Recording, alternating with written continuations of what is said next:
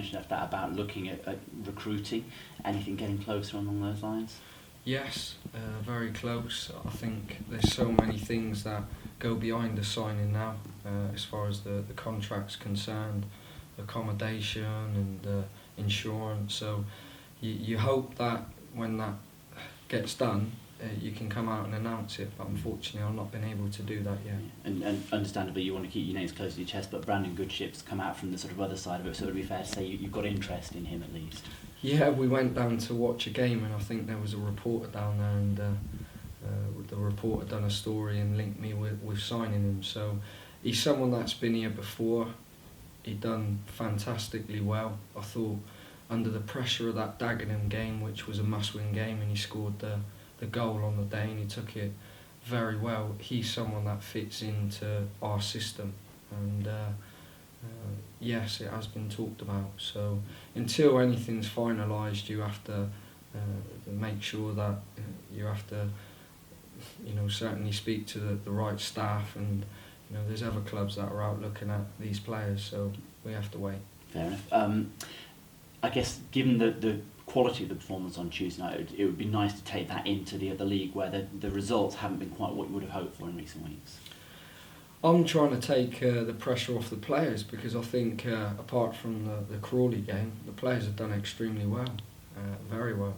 I thought the Exeter game was good, that we could have won, but unfortunately we didn't score, and I thought the Portsmouth game was very good, and then we've had the game against Reading and scored 4 goals. So I just think there's one or two every now and again. They want to create a little bit of a storm, but I think at the moment this group's been very positive. I think they're giving everything they could possibly give every game, and we're at the level that we're at. There's aims and expectations, and all of us want to be in the top 6, and the players want to be in the top 6. But I think the majority of their form this year has been very good. Yeah, we want to score more goals like any other team up and down the country, but I'm confident in the players, and certainly from the criticism that the players took from the Crawley game, they certainly responded on Tuesday. And it is those small margins, isn't it? Because there are a lot of good clubs in League Two, and then the difference between getting a good draw and nicking a win is a couple of percent sometimes. It is, and you look at the Barnet game, there's no way we should have lost that game, but I think that's football, and people were talking about Man United now, and they're starting to get a little bit of luck, and we've had penalty decisions over the last, say, 6 weeks that on another day, certainly the Exeter game, that's a penalty. You speak to the officials after, and they say that they apologise for getting that wrong, and we're all having a different conversation now. So I have to make sure that I remain focused, I keep leading the group in the way that I feel the group should be led, and make sure the players play with confidence, because that's the big thing. And I also think for a club like Yeovil, and I've been here for many years now and we've had success, is togetherness, because we haven't got all the money in the world, but there's one thing that sticks out in my mind, and that's sticking together. And as soon as someone don't want to be at Yeovil, you have to make sure that they move on quite sharply, because everyone has to work hard, staff, players, and you see that on the pitch, and that's the only way we're going to get success, because that's the way we've got success over many years of having a group of players that have stood strong, stuck together, and accepted criticism when criticism should be given, and they've responded to that.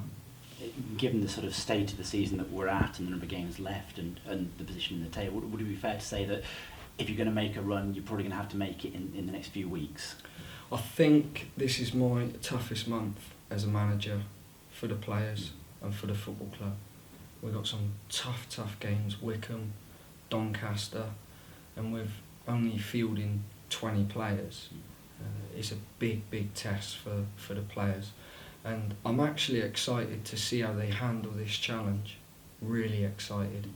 They're young. I mean, I know people talked about Reading the other day about being the under-23s, but no disrespect, we had a young side out there as well, and our team's been flooded with young players. But I've been very proud in the way that they've handled part 1 of the season.